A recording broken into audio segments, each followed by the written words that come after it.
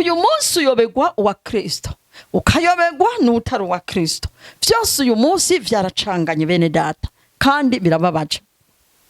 Uyobegwa umukristo ukayobegwa n'utari umukristo, ariko ijambo ry'Imana kuri bamwe bagaca baryiremesherezamwo ngo rega Imana ngo ni myembabazi ngo kandi Imana ni nyakigongwe, ariko ngaha twumvise ngo namba twanka kugira inama, kugirwa inama, tukanka ko Imana itugira inama, ni kuvuga ngo ukuyikunda no kuyubaha no kuyikorera no kugendana nayo twemere bibe muri twebwe, tuvyemeye n'amahirwe yacu, kandi tuvyanse naho n'umubabaro ukomeye, ngo ko mwanse ngo nkabakura ngo mukagaya inama zanje, ngo burya agashururu ngo umunsi kazoba kabafashe, ngo agatengo kabafashe, ngo niho muzonyakura, ngo muzovuga ngo Mana dutabare, Mana tugirira imbabazi, Mana tubabarire. Ico gihe ngo nzoba twengera mwijigo, ngo sinzoburuha ndabumviriza,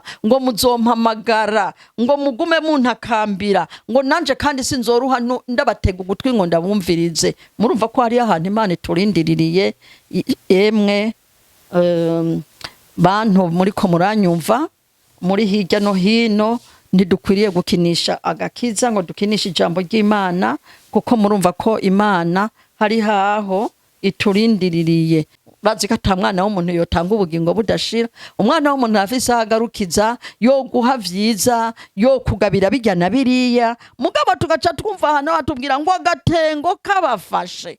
Murazi ko hariho igihe umuntu ashika muri nankana atari Imana, mbere benshi barakunda no kubivuga ngo atari Imana yonyene, ngo ni Imana yonyene, abandi bagaca bavuga ngo nukumusengera, ngo nugusenga none uwo muntu ariko abwirwa ngo ego nugusenga nta kindi gisigaye no gusenga, abandi n'abatemwe katari Imana nyene yohaseruka.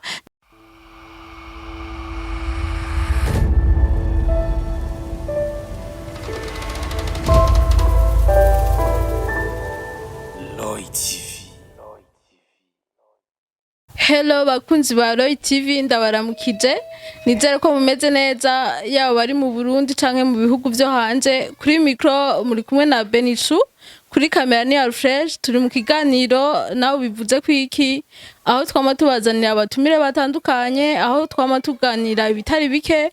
Ubu munsi rero dufite ikiganiro, turi kumwe n'umumama bamwe bita mama past, umukozi w'Imana yasize amavuta, umumama asenga cyane.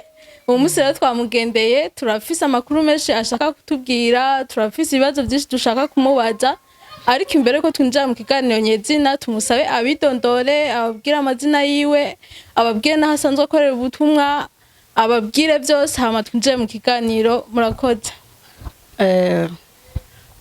Mwe bariko baradukurikirana kuri TV Roy, turabaramukije ubwa mbere bwo mu izina rya Yesu Kristo, hanyuma tukaba twaragira ubuntu no kuba mu mwami wacu Yesu Kristo, kubw'ubwo rukundo Imana yadukunze ikatwimenyekanisha. Uyu munsi natwe turanezerewe no kwakira ndetse abashitsi turi kumwe nabo hano muhiri wacu kugira ngo tuvugane ibijanye n'ijambo ry'Imana. Hanyuma turubatse, dufise abana benshi, abuzukuru, dufise imyaka itari mike, imyaka 67. Hanyuma twaratewe iteka n'Imana yo kwitwa abavuga butumwa. Yego turavuga ubutumwa bwiza nkuko namwe muza kuvyumva. Nuko muvyeyi, ku mazina yanyu babita bande? Ego izina ryanje nitwa Ntirabampa Frederica, iryo zina nitwa. Usanzwe ukorera ubutumwa hehe? Usanzwe usengera hehe?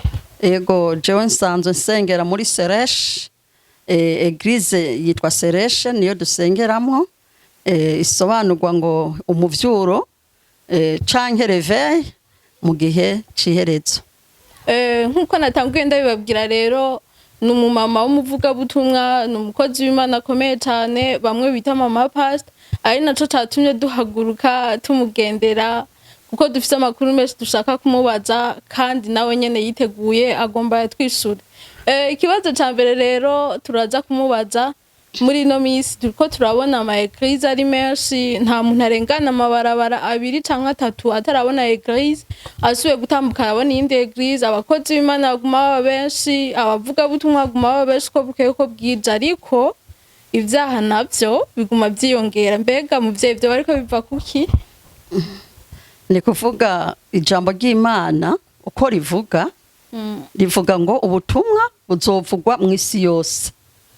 Ni kuvuga rero yuko ubutumwa bwiza canke ama eglise kuba menshi ntivyari bibi, ariko kandi ntitwibagire yuko Yesu nawe yavuze ngo mu gihe c'iherezo hariho abazoza bitirirwa izina rya Yesu, bakaza bavuga ubutumwa ndetse bikaboneka ko bariko bavuga n'ubutumwa bwiza, ariko kandi indani y'ubwo butumwa bwitwa ngo ni bwiza hakaba harimwo n'ibibi. Nico gituma rero nivyo vyaha bibonekamwo, ariko kandi ubutumwa bwiza nabwo burimwo. Niko bimeze rero vyo mu gihe c'iherezo. Iciza gusa dufise ko amahigwe nuko Yesu nawe yavuze ngo muzobamenyera ku vyo bama. Ijambo ry'Imana niko ribitubwira, rivuga ngo muzobamenyera ku vyo bama, kuko abazoza bitirirwa izina rya Yesu Kristo bazoba benshi.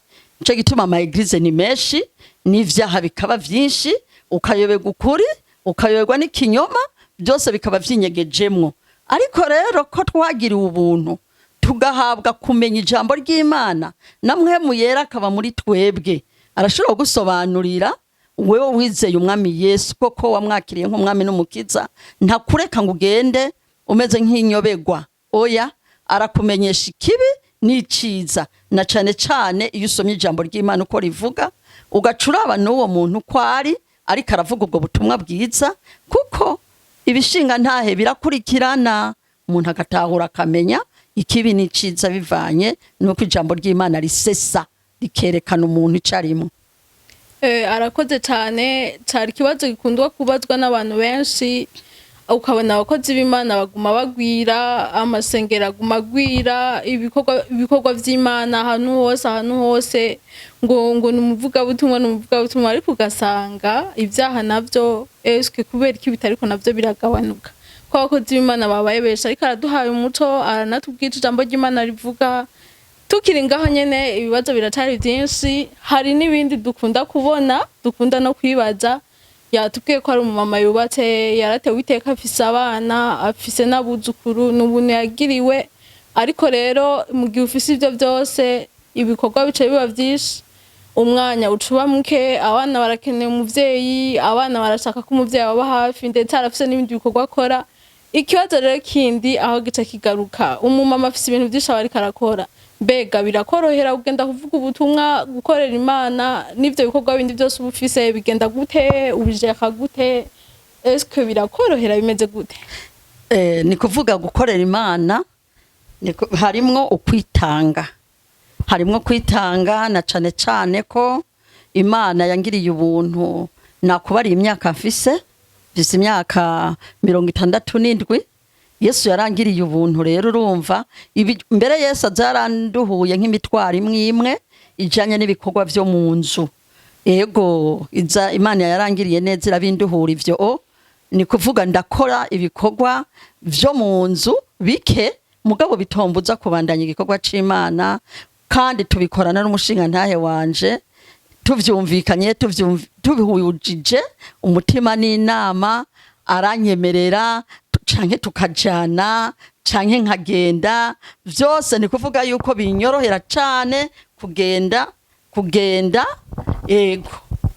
kubikora. Ni kuvuga nta mvune bima canke ngo nidoge canke numve ko umengo jewe, ahubwo ndanezerwa nuko ibikorwa vy'Imana vyogwira muri jewe, ahubwo nkasaba Imana nti Mana mu misi isigaje umpe kugukorera n'ingoga, kuko igihe namaze ntakoreye Imana yarambabaje. Burya kuba mu buzima bwo kudakorera Imana birababaje gose, kuko nukuri novuga ko nishimye kubona narashoboye kugira ngo mpabwe ubu buntu n'Imana yacu yadukunze atacu turinze kuyiha ikaturobanura ikatugirira neza. Jewe rero gushika ubu sinidoga, ndavuga n'icubahiro kibe gwawe Mana, yarampaye umugisha mfise abana kandi abo bana barandemurura cane mu bikorwa kuko hariho ibikorwa nabo bakora bigatuma rero ivyo bikorwa bica bindemurura kugira ivyo nokoze bakabiha abakozi bagakora na jewe mugabo kandi ntiyibagiye ko hari bitegerezwa gukorwa na jewe umukenyezi mu rugo. Yego niko bimeze. Murakoze cyane, ivyo kubabaza biratari byinshi, uratari ngo twishure. Hari n'ibindi twagiye tubona kera ariko uno musi vyahindutse, naho nyene turashaka uhave uduha umuco. Kera ntitwigeze dukunda kubona bavuga ngo ba mama pastor canke ngo babaho ububasha mugende kuvuga ubutumwa mu baba pasteur murongora amashengero, ariko uyu musi aba mama benshi barabaye ba mama pastor, bo baravuga ubutumwa, bararongora amashengero, barabaha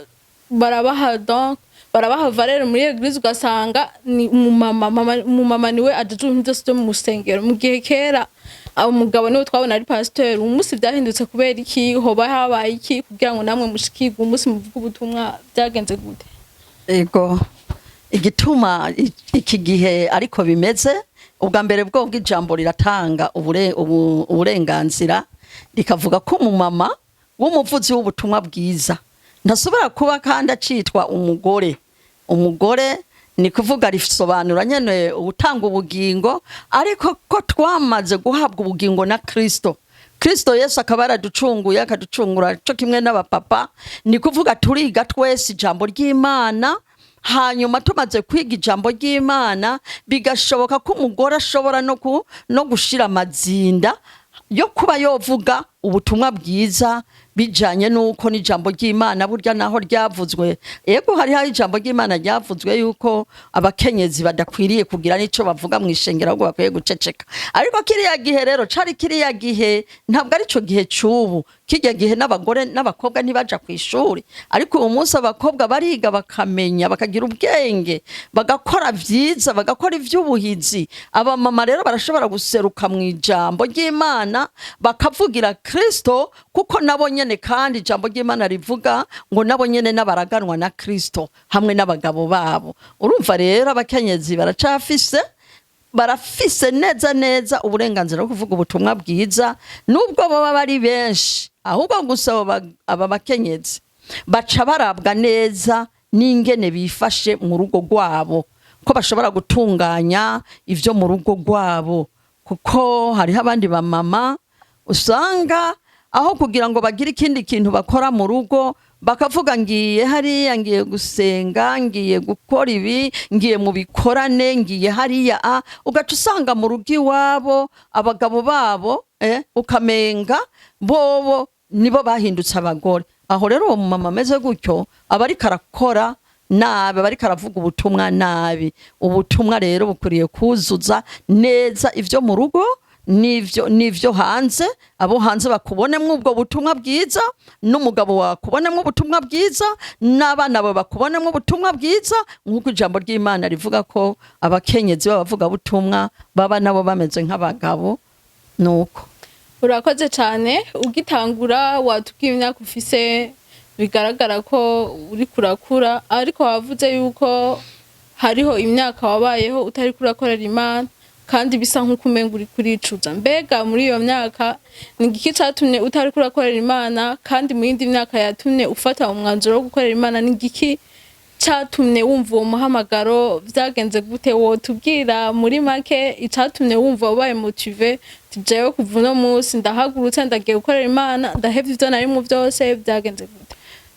Ni kuvuga yuko cyatumye mvuga yuko imyaka namaze ntariko ndavuga ubutumwa bwiza, ndabivuga nyene kandi n'ubu ndabisubiramwo, kuko kubaho umuntu adariko arakorera Imana hariho ubuhombe bukomeye cyane. Ubwa mbere bwobwo abamama badakorera Imana, kandi si abamama gusa, n'umuntu uwo ari we wese. Ni kuvuga yuko hariho ubuhombe bunini cyane uwo muntu aba afise. Habaho ibintu byinshi mu rugo by'umuvurungano, byo kutororanya ivyo mu rugo, byo kutororanya ivyo mu muryango, kuba umuntu ntagondwa, kuba umuntu ntakugwa kw'ijambo, kuboregwa, kudandahigwa nk'uko ijambo ry'Imana ribivuga. Urumva aho rero mpagaze aho nkicuza nkavuga nti burya hariho iminsi yapfuye ubusa, ko nja nibuka ko nahora ngenda mu bapfumu atanga amafaranga yanje, ariko ubu ndayatanze kubw'igikorwa c'Imana, amenya ngo biranditswe mu gitabo c'ubugingo, nkamenya nkari amafaranga menshi nahora ntanga ndiko ndagenda mu bitagira ikimazi, nk'uko nyene ivy'isi bimeze, nk'uko tubibona abamama batafise agakiza bafise vyinshi cane bibagoye, kandi usanga bisinzikaza ubuzima bw'uwo mumama canke bugasinzikaza nabo mu rugo rwiwe. Ariko iyo umuntu amaze kuba umumama yubaha Imana, kijijwe, agubwa neza, aratunga agatunganirwa, n'ikirumara mu muryango, ni vyinshi cane. Rero ndavuga nti ubu aho naronkeye uwo mwami Yesu, ntanguye kwakira agakiza, ntanguye kumenya ngene umuntu yitandukanya n'ikibi agakora ivyiza bijanye no kwijambo ry'Imana rivuga, naciye mbona hariho ibintu vyinshi cane ndonse guhera ico gihe. Nico gituma mvuga nti burya iyo ndabitangura nkabimenya hakiri kare, ni kuvuga biba bigeze kure. Ego turumva yuko wicuza imyaka wamaze udakorera Imana, kandi bavuga yuko umwanya utakaye utagaruka. Mu gifaransa niho bavuga ngo le temps perdu ne revient jamais. Rero uricuza, ufise agahinda kuba hariho imyaka myinshi wamaze utariko urakorera Imana. Ubu munsi nakahe kajambo ka nyuma ava yuko turangiza ubwira abandi ba mama ubu munsi batariko barakorera Imana, peut-être kubera ibikorwa, kurera abana n'ibindi, nakahe kajambo babwira kugira ngo ejo canke hirya tuzobone abamama benshi b'abamama pastor bakorera Imana bavuga ubutumwa, nakahe kajambo babwira? Nukuri je novuga yuko iyo umumama yakiriye agakiza, umumama yakijijwe, amahigwe agira ni menshi cane. Nobifuriza ahubwo umumama uwo ari we wese ko yohaguruka akaba umuntu wo kurondera Imana, agasenga Imana, akarongorwa na mpwemu yera, akaba umuntu wo gukurikirana cane cane gusoma ijambo ry'Imana nk'umurongozi mwiza. Ijambo ry'Imana iyo umuntu arisomye riramutondeka, rikamutoza indero, rikamwereka ngene umuvyeyi akwiye kuba mu rugo rwiwe. Ijambo ry'Imana rirabivuga neza yuko umukenyezi yitwa Rusi yarashoboye kugenda neza, biragenda neza nk'uko ijambo ry'Imana ribivuga. Yabanye ubwa mbere bwo nari nabukwe neza, Rusi aba neza, nari nabukwe aravyara Rusi, inabukwe aramurerera abana. Ubwa mbere nta bana yari afise, ariko kubwo kwakira ijambo ry'Imana ryari muri we, yemera kwemeranya naye nabukwe, nuko Imana iramugirira neza. Rusi araronka uwundi mugabo, kare yari umupfakazi, inabukwe barajana neza. Ariko uyu munsi abakenyezi ntibemera kujana n'abayi nabukwe ngo babane amahoro. Uwo nawe yahiriwe bikagenda gutyo, akajana amahoro naye nabukwe, no mu rugo rwe ruratekanye, abana biwe umuvyeyi mu rugo arabamufasha. Mugabo iyo ubaye nyamwigendako ni ikibazo gikomeye. Rero abakenyezi bakijijwe nibakire gukorera Imana cane, kuko iyo ukoreye Imana cane nayo nyene yitaho gukora ivyawe cane, iragutunganiriza cane. Abana bawe irabarinda ingwara, ubwawe ikakurinda ingwara, ntiwiruka mu bapfumu nk'uko nanje nahora ndabigenza, canke ngo utumutwe. Urasenga Imana yawe, hanyuma ugashikama mu mutima, umushinga ntahe wawe mukaja inama. N'umushinga ntahe ugiye kuvuga ubutumwa bwiza, nawe kukababona nyene ugiye kuvuga ubutumwa bwiza. Uri umumama pastor nyene koko, uri umumama wakiriye ijambo ry'Imana muri wewe, utagiye guhumbagiza. Umupapa aravuga ati mugore wanje genda, Yesu abane nawe. Hanyuma ibibondo arashobora no kubiraba, arashobora no gukora n'ibindi bitari bike bivana n'ingene wewe wifata mu rugo rwawe. Rero nohanura abandi bamama ko batoreka gukorera Imana kubw'abana. Abana kutabare kuko yego nivyo, kuko ntiwoshobora kutarera abana ngo uvuge ngo uri kuvuga ubutumwe.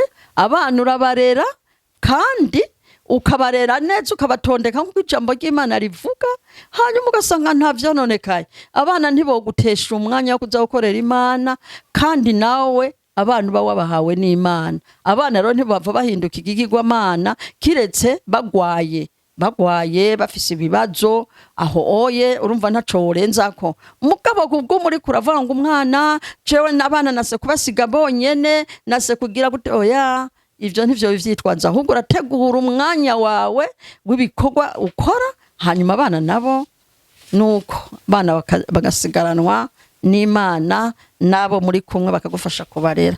Buryo umuvyeyi afashwa n'abandi bavyeyi mu kurera abana. Ava yuko turangiza nakaye kajambo wowe nyene umva babwira bariko baradukurikirana, sinzi ko ryo bari nk'ijambo ry'Imana ushaka kubabwira. Ava yuko turangiza n'igiki umva babwira? Ego, ijambo ry'Imana nshobora kugira ngo tuvugane ko ni ijambo ry'Imana riri muri Zaburi ya 30, Zaburi ya 34, turahera ngaho ku murongo wa 15. Zaburi ya 34 ku murongo wa 15. Riravuga, ijambo ry'Imana riravuga, riratubwira yuko riravuga ngo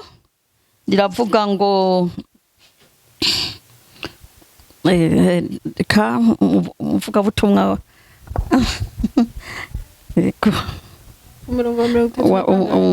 Zaburi ya 34 ku murongo wa 15. Turahera ngaho ku murongo wa 15. 34 ku murongo wa 15.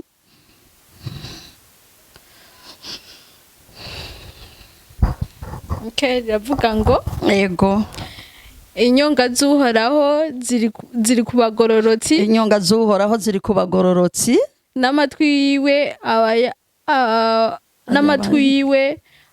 ayabangira ugutakamba kwabo, n'amatwi yiwe ayabangira ku gutakamba kwabo. Igitsure c'Uhoraho kiri kubakora ibibi, igitsure c'Uhoraho kiri kubakora ibibi. Inyonga z'Uhoraho ziri ku bagororotsi, kandi amatwi yiwe ayabangira abagororotsi nyene. Ni kuvuga yuko ijambo ry'Imana, ni kuvuga yuko ryo ritubonera kure ibintu byose twoba twifuza. Igitsure naco kandi c'Uhoraho kiri kuri barya nyene bakora ibibi. Ni kuvuga iyo umumama rero yitwa umumama akaba atakijijwe, ategerezwa kuba mu bibi. Ivyo bibi rero ico bitanga, murabona ijambo ry'Imana rivuga ngo ivyiza biva mu muntu kandi n'ibibi bikava mu muntu. Ni kuvuga rero igitsure c'Uhoraho ntigishobora kuba kubakora ivyiza, ariko inyonga z'Uhoraho ziguma zinyuragirana ziraba abakora ivyiza. Rero no kwifuriza abakenyezi ko bokora ivyiza, bakaba mu vyiza, umuntu akareka ibibi, kuko iyo umuntu aretse ibibi ni kuvuga yuko ivyiza bica bitahiwe. Iyo wakoze ibibi naho uca utahana vya bibi, murumva ko aragahinda gakomeye. Abakenyezi rero dukwiriye gukora ivyiza, inyonga z'Imana zitwitegereje zigashima, Uhoraho atwitegereje akanezerwa, Imana itwitegereje ikabona ko turabahizi, Imana itwitegereje ikavuga ati ndafise umukenyezi ahwanye n'umutima wanje kuko akorera mu ijambo. Burya ijambo ry'Imana niryo ryotuma ritwerekereza ngene dushobora gukora. Umuntu ubwiwe ntiyoshobora gukora ivyiza, mugabo ijambo ry'Imana kuko ritubwira ngo igitsure c'Uhoraho kiri kubakora ibizira. Umuntu acagira ati igitsure c'Imana ko kimbona, igitsure c'Imana ntaho nocinyegeza, ijisho ry'Imana ntaho norihungira, ijisho ry'Imana ntaho noja kuzimu ryombona, naho noja hejuru ryonkurikirana rikambona. Urumva aho bica bituma umuntu yoshobora kugira ngo amenye ingene ahagarara, ingene yogenda, ingene yomera. ntashobora kugenda nk'uko we yigombeye, kuko umuntu agiye nk'uko yigombeye ni ubuhombe bukomeye cyane. ariko inyonga z'uhoraho ngo ziri ku bagororotsi. iyo ugiye gukora igikorwa c'Imana, Imana iragukurikirana ikaraba, yabona ukoze nk'uko ijambo ryayo riri, Imana ikagira ati ndashimye, ati ndanezerewe. Imana ikanezerwa. Imana n'umuvyeyi, Imana ni papa. rero umuvyeyi y'umwana akora ibihimbaye umuvyeyi, umuvyeyi nawe aranezerwa rwose, akavuga ati je ndirase umwana wanje koko nije nzi ko navyaye. rero hari ico Yesu Kristo tugombako. Yesu Kristo agomba ko tugenda nk'uko ijambo ryiwe rivuga. Namba ijambo ry'Imana rivuga ngo ntukibe, naho wosanga aho vyandagaye pardon, naho wosanga aho vyandagaye uravuga uti nukuri ibi ijambo ry'Imana ko ritanyemerera kwiba, na jewe sindi bwibe, kuko ninaramuka nivye ndikwegeye ubwa mbere bwo ntaye ubwizigirwa jewe n'Imana yanje, ndatandukanye nayo, kuko yavuze ntiwibe, none ndivye ndatandukanye n'ubugombe bw'Imana, ndagowe umuntu akicuza. rero iyo umuntu rero akora ikintu kinyuranye n'ubugombe bw'Imana akicuza, ndetse uwo yitwa umukunzi w'Imana, kuko ijambo ry'Imana rivuga ngo hahirwa abafise imitima imenetse, kandi imitima ijanjaguritse uhoraho nawe ntazokengera uwo mutima ujanjaguritse, wihana ukihanura. rero inyungu y'ubusuma we ntaco bimumarira, arabiheba, kuko atobiguza n'ubugingo, atobiguza n'ubuzima bwo kuba mu gakiza. nuko ijambo ry'Imana rero ni ryiza.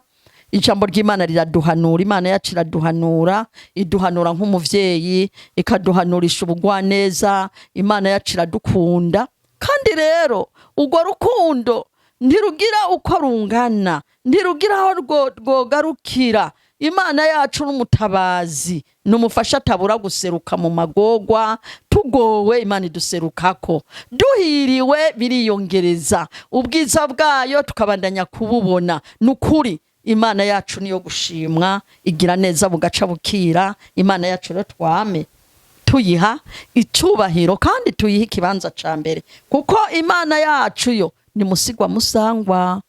nuko niko bimeze. irindi jambo notekerera abariko baratwumviriza n'iri jambo riri mu Migani 1:24.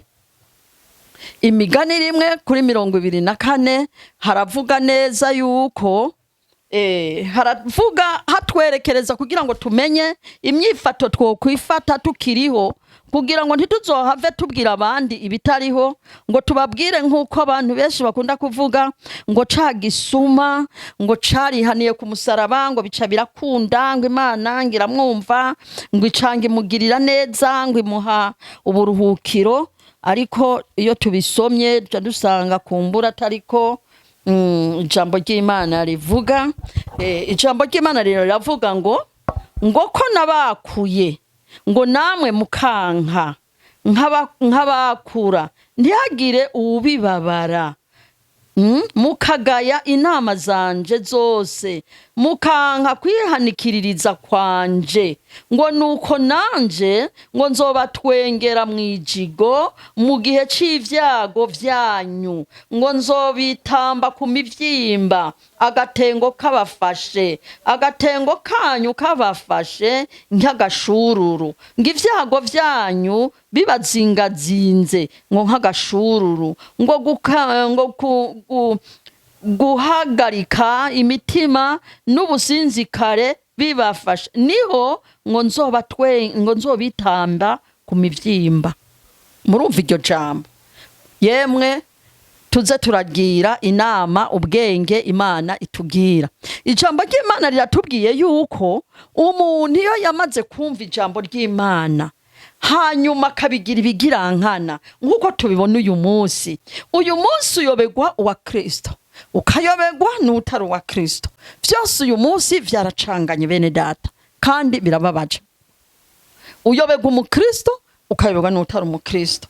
ariko ijambo ry'Imana kuri bamwe bamwe bagaca barwiremesherezamwo ngo rega Imana ngo ni imyembabazi ngo kandi Imana ni nyakigongwe. Ariko ngaha twumvise ngo namba twanka kugira inama, kugirwa inama, tukanka ko Imana itugira inama, ni kuvuga ngo ukuyikunda no kuyubaha no kuyikorera no kugendana nayo twemere bibe muri twebwe, tuvyemeye n'amahirwe yacu. Kandi tuvyanse naho n'umubabaro ukomeye, ngo ko mwanse ngo nkabakura ngo mukagaya inama zanje, ngo burya agashururu ngo umunsi kazoba kabafashe, ngo agatengo kabafashe, ngo niho muzonyakura, ngo muzovuga ngo Mana dutabare, Mana tugirira imbabazi, Mana tubabarire. Ico gihe ngo nzoba twengera mwijigo, ngo sinzoburuha ndabumviriza, ngo muzompamagara,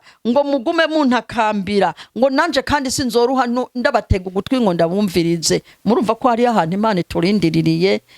Emwe bantu muri ko muranyumva muri hirya no hino, ntidukwiriye gukinisha agakiza ngo dukinishe ijambo ry'Imana, kuko murumva ko Imana hari haho iturindiririye. Kandi koko niko bimeze. Umuntu arakubwira ngo ndeka shambanze nirira ikirori, ngo ndeka mbanze ngubwe neza, ndeka mbanze nidagadure, wewe nibiki?